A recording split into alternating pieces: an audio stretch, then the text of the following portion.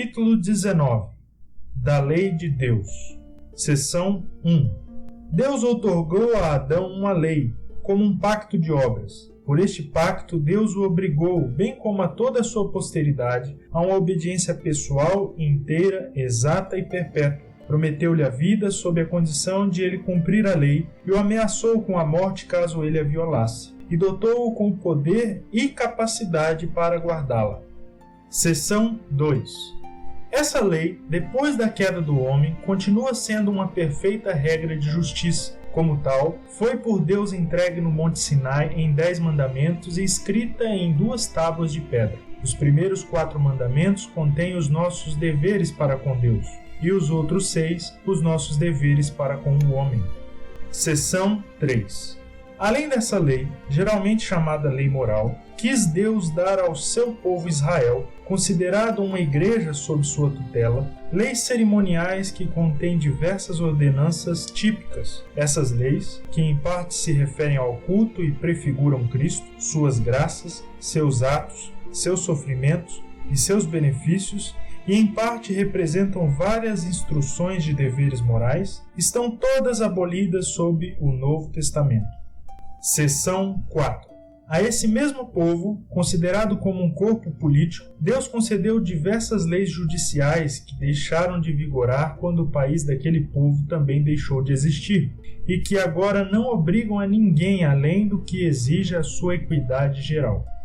Seção 5. A lei moral obriga a todos a prestar-lhe obediência para sempre, tanto as pessoas justificadas quanto as demais. E isso não somente por causa da matéria nela contida, mas também pelo respeito à autoridade de Deus, o Criador que a deu. Cristo, no Evangelho, de modo algum desfaz essa obrigação, antes a reveste de maior vigor. Seção 6. Embora os verdadeiros crentes não estejam sob a lei como um pacto de obras, para serem por ela justificados ou condenados, contudo, ela serve de grande proveito, tanto a eles como aos demais. Como regra de vida, ela lhes informa da vontade de Deus e do dever que eles têm.